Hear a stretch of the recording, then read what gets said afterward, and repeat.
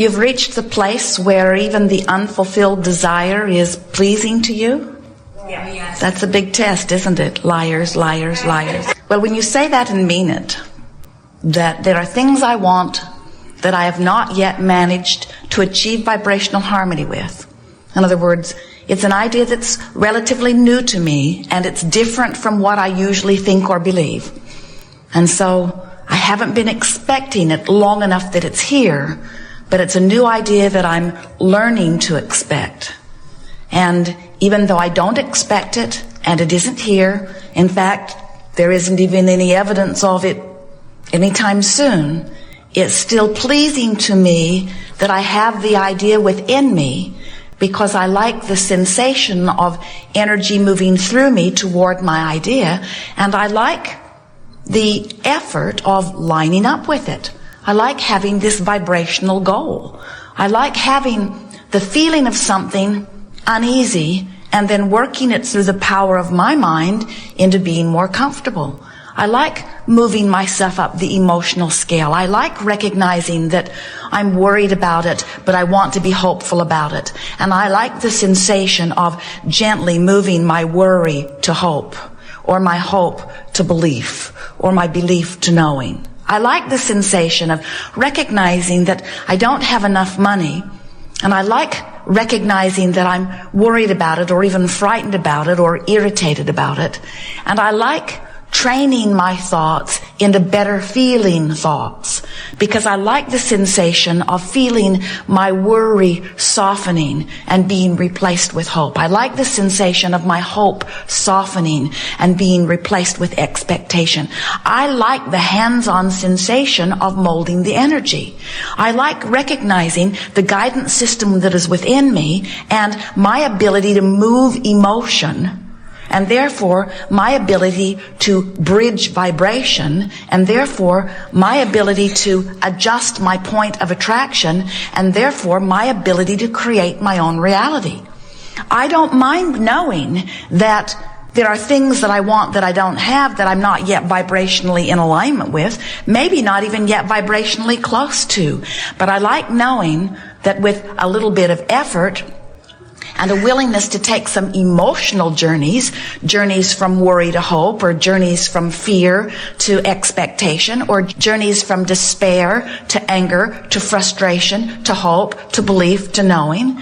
I like knowing that I can choose better feeling thoughts and therefore adjust my vibration and therefore be the deliberate creator of my own experience. And as I know that more and more, as I practice it every day, we're speaking from your point of view, you know.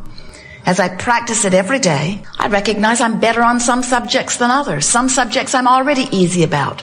Some subjects I'm not so easy about. And I'm understanding that it's directly related to how these subjects have touched me in the past, and how my mother felt about it, or my father felt about it, or those close to me felt about it. I can see the influence of society in molding my beliefs, but now I have decided I am the molder of my own beliefs. I am the setter of my own tone. I'm going to choose the way I want to feel, and I'm going to focus the thoughts so that I can feel the way I choose to feel, because I've discovered that the way I feel is everything. Because the way I feel is my indication of the crevasse, the vibrational crevasse between what I want and what I expect. And when what I want and what I expect are the same things, then what I want and what I've got are the same things. When what I want and what I expect are different things, then what I expect and what I have are the same thing. The art of allowing really is bringing your expectation into alignment with your desire. That's all. That's all. And you don't do that in one fell swoop. You don't say, just because I want it, I expect it. You have to convince yourself. You have to soothe yourself. You have to bring yourself vibrationally along, because words don't matter. Words can mimic what you really feel. So words are amplification often of where your vibration is. But you cannot count on words. You can't say, I want it, therefore it is, without working yourself into believing that what you want is. And that really is what the art of allowing is. It's about allowing yourself to be a vibrational match to who you really are and what you really want. Everything you see manifested is what someone expects. It may not be what they want, but it is what they expect. So, you might argue, you might say, I have cancer, or I know somebody who has cancer, and I didn't expect it. And we have to say, yes, you did. You say, well, I sure wouldn't have expected it on purpose. And we say, of course not. But you come to expect things by giving your attention to them and practicing the vibration of them until that's the most familiar vibration. Whatever you give your attention to, you activate the vibration of it in your vibration every time. So when you say yes to something, you activate this wanted thing in your vibration. When you shout no at something, you activate that unwanted thing in your vibration. So yes means yes and no means yes, because this is a universe based on vibration, attraction, not on words. So when you see something that you want and you say yes to it and you activate the vibration within you, now you are vibrationally equivalent to that which you are saying yes to. And if you do that enough, this now active vibration becomes an often active or activated vibration. And if it is often enough activated, it becomes a habitually activated vibration. It becomes a dominant vibration. And that's when it becomes expectation. Every subject has the potential of being two subjects, doesn't it? What is wanted and lack of it. And depending upon which end of that stick you most often look at, that makes whichever end of that stick the dominant vibration within you. So you could have a dominant vibration about physical wellness, which means you expect wellness, which means you're thriving in terms of wellness. But you could have a dominant vibration about not enough money, and you could be living not enough money, even though you want more money. Which brings us to what we think is the most important thing that we're going to say to you all day here today. You live here in the now. All of your power is in the now. All of your life is in the now. All of your ability to live is in the now. Everything that you feel is in the now. Everything relative to your creative power is in the now. Did we say it's in the now? Which means you may be thinking about the past, and you may be thinking about the present, and you may be thinking about the future, but you're doing it now. And what you are most affecting with these thoughts about past, present, or future is now, which is where life is. In other words, you want an improved future because you think that when you get there, it will feel better now. But what about now? Why plan so hard for tomorrow when tomorrow never comes? Because when tomorrow gets here, it's today. So all of your power is now, and we've noticed that there isn't anything that any of you want. Nothing. A material object, a pile of money, a relationship, an event, a circumstance. There's nothing that you believe you want that is for any other reason than you think when you get there and have the experience of it that you will like it, that it will feel good. So we want you to begin to focus upon how important feeling good is now, not later, now, because later never comes. It's always now. And when you discover that you can massage your thoughts into feeling good now you've got a handle on life. Now you're allowing your pure connection between who you really are and who you are in this physical body. Now you're letting the whole life of you live in you now. When you feel exhilaration, that's what you're doing. You found a way of setting your mind, which sets a vibrational tone, which allows a fuller part of you to experience this moment. That's what passion is. Passion is you letting you in. That's what enthusiasm is, and love and appreciation and joy. Those are moments when somehow, some way, you've managed to let a bigger part of who you are share this moment of focus with you now. So when you discover that you have the ability to feel good now, oh, now you know the secret of life. We hear you sometimes, willing to sacrifice or suffer now for a promise of something better later. And we want to say to you, never squander now for any reason whatsoever, because it's not possible to have an unhappy journey to a happy ending. It cannot be. It's illogical. It is vibrationally illogical. It is illogical in terms of law of attraction. It is illogical in terms of the laws of the universe. It never happens that way. Don't get confused. You cannot feel bad about something and have it turn out good. You've got to start feeling good about it before it begins to turn around. So sometimes you say, well, how do I feel good about something that has already turned out bad? And we say, you have to understand, nothing has turned out.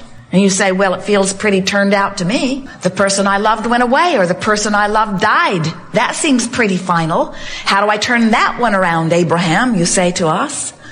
And we say, you never get it done and you can't get it wrong. And when you understand that your constant quest is for that of joy, and that you have access to thoughts that will give you joy now, then you come to understand that there isn't anything that you cannot turn around. But you've got to make your journey quantifiable or understandable before you can tell which end is up, which direction you're going. As Jerry and Esther travel across the desert from Phoenix to San Diego, it's easy to know which direction to go. They want to go west. The sun tells them that.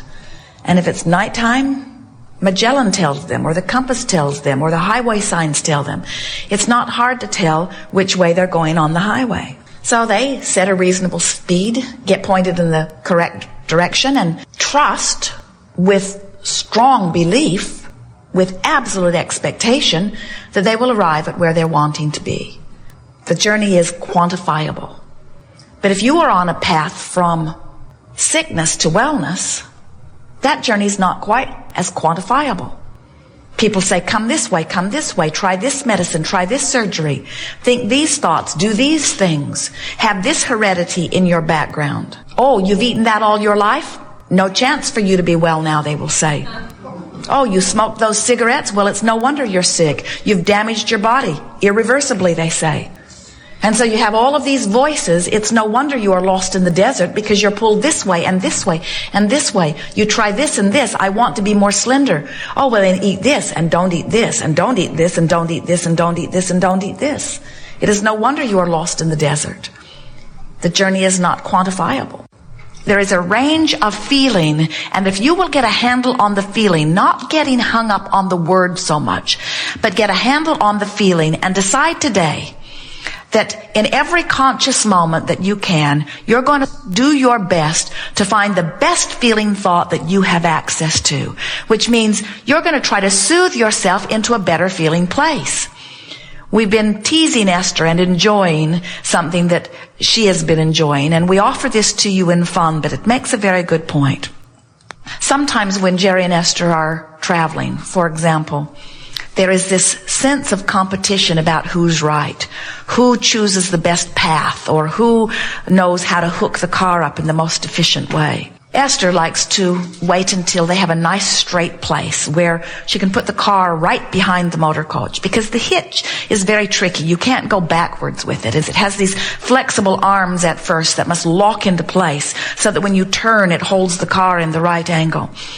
And at first, they're not locked in. You have to sort of pull forward to get them locked in. And they've had a few occasions where they've tried to hook it up on a campsite where there was too short of distance to pull forward, where they needed to make their turn before it was locked in, which is a problem. Often they had to unhook the car and look for a better way of going about it.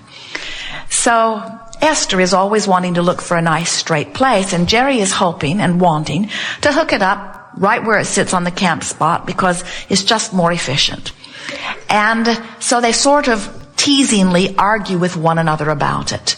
And Esther realized, as Jerry was hooking it up on the campsite the other day in Boston, and she walked around to the front of the coach and she thought, we have to turn very quickly here. I hope he's right. I hope he's got it lined up right. And then she thought, I hope we have trouble with this. And then she began to laugh, because she realized that she was more interested in being right than she was in things going well. And then she pondered that and realized that that happens with a lot of us, she said, when we feel like we are in competition for virtue, or for knowledge, or for smartness, or for the best grade. In other words, we become so programmed to compare ourselves to others and be right that sometimes we give up what matters more, which is things going well. Your world seems more bent on being right than it does in getting along.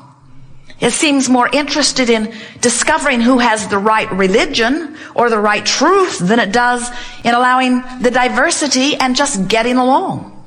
And so we say it's an epidemic of extreme proportion in your humanity these days, where you have lost sight of what really matters, which is how I feel right now, which is how well connected I am with my source, as you are vying for a competition of appropriate behavior as assigned by some other criteria that keeps moving around on you.